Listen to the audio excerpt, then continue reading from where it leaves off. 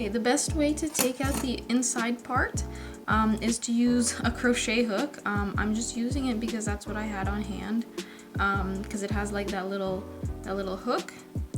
So I grabbed one of the inner parts, these inner bars, and I figured out that the best way is to do it opposite from this flat end. So on this side. So grabbing this one, and then if you pull it, you can sort of see that it's starting to come out.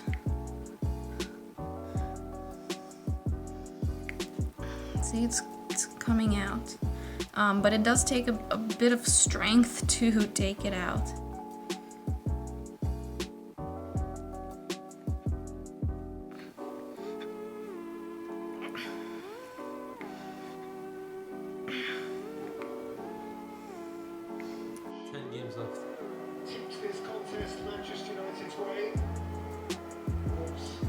Can you take it out for me?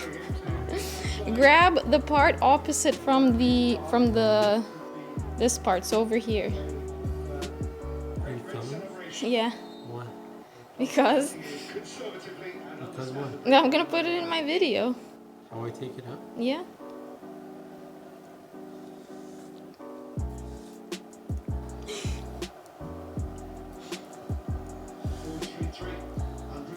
No, it's kind of slippery. Can you do it like that with the hand that I taught you to grip it like that? Yeah. Like round part? Yeah, that's right. Watch out.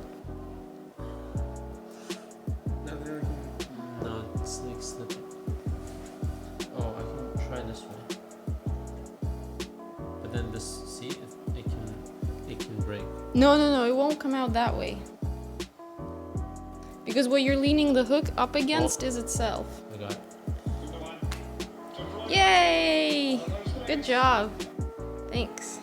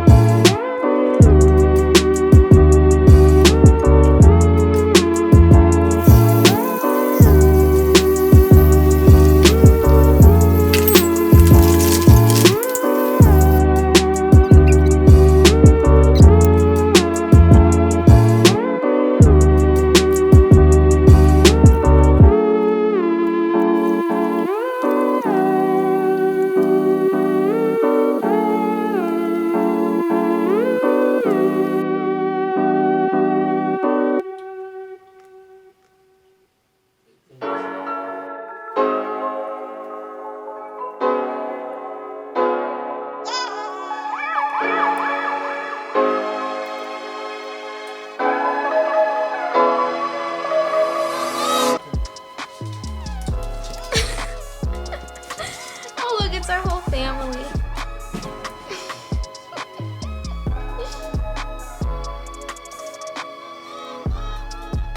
Lenny.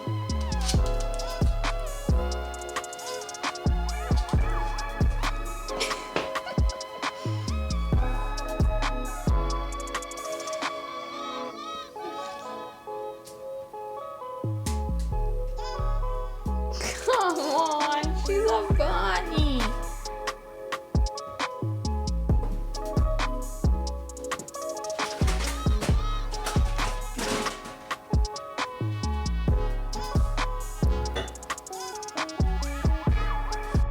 So I'm making a double boiler by putting in this in there, and then putting this on top of that.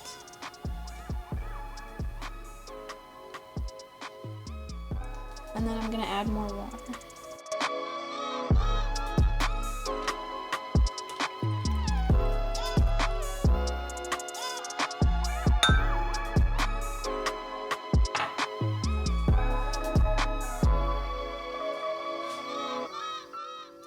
So these are some of the recipes that I have for the chapstick.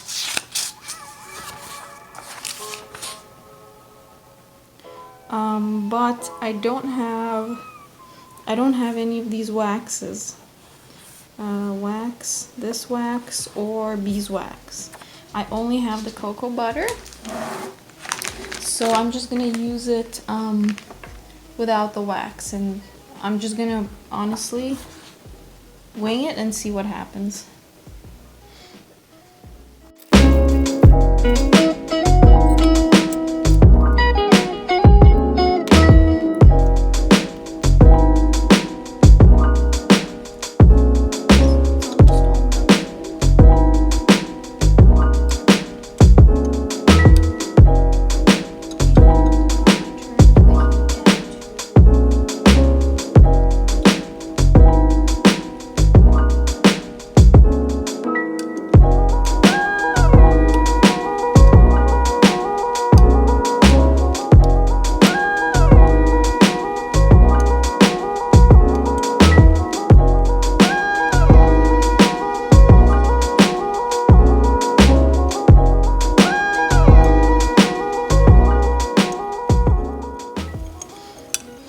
It smells like chocolate. It actually smells really good. Okay, so it's all melted now. There's no chunks.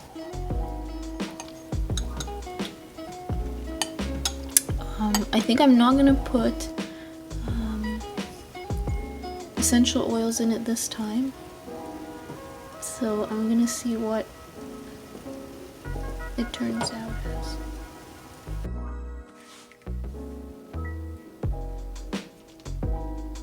So the way to put these together is, so this is the bottom part, middle part, top part. It's the inner part. So this one goes in there like that. This is just the regular top part. This middle part gets screwed into here.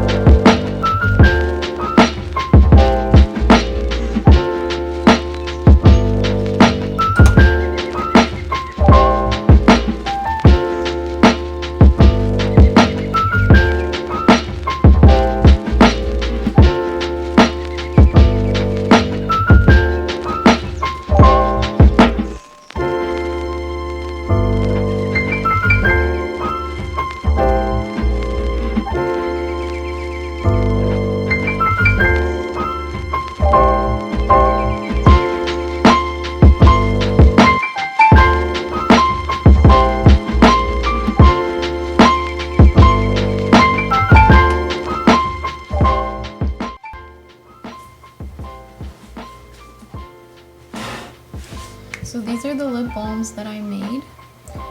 They turned out very well, but they're just a bit too hard because I added too much candelilla wax.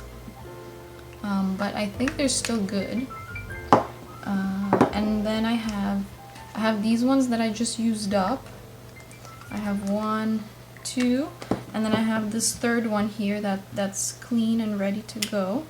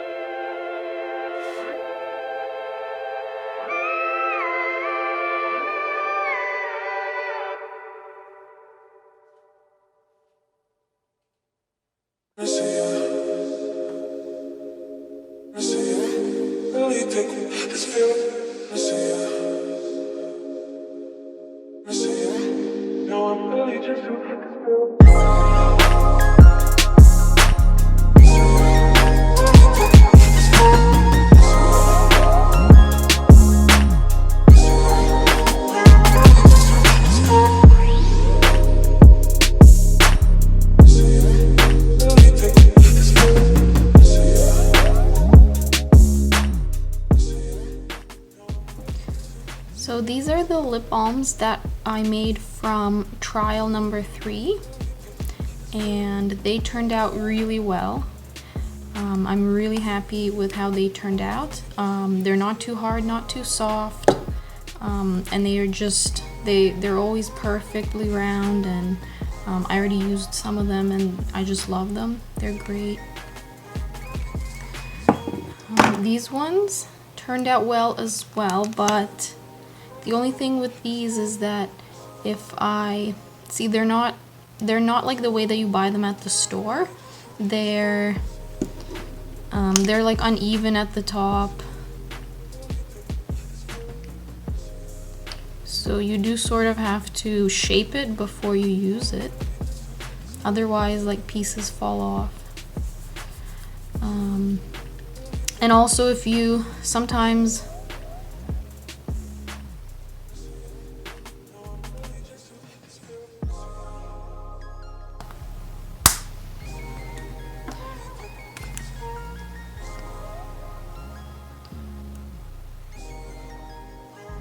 so this one, it goes up, but then it doesn't go back down.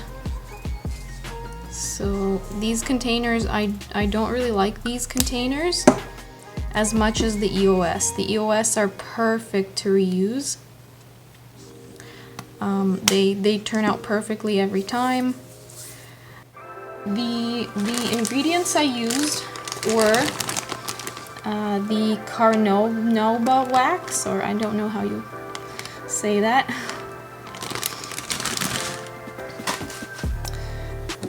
Coconut oil, organic. This shea butter.